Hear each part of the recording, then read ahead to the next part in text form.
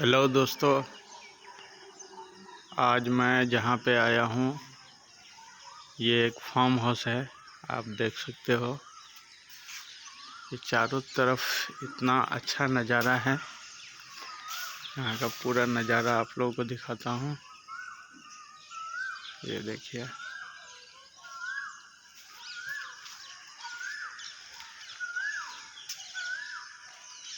ये पूरा ये आप देख सकते हैं पूरा पहाड़ी इलाका है।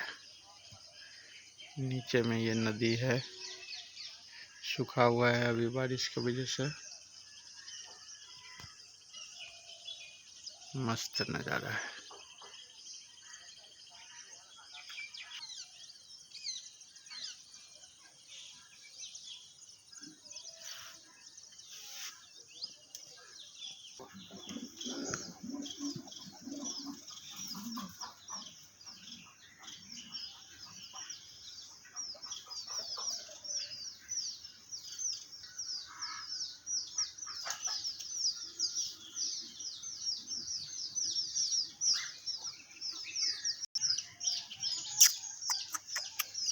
ये आप देख सकते हैं ये लॉटन कबूतर है।